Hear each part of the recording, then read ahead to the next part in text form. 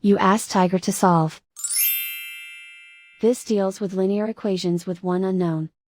The final result is a equals -30.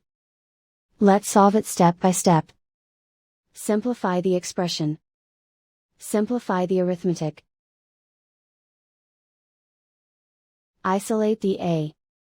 Divide both sides by -7. Cancel out the negatives. Simplify the fraction. Move the negative sign from the denominator to the numerator. Find the greatest common factor of the numerator and denominator. Factor out and cancel the greatest common factor. And so the final result is a equals -30.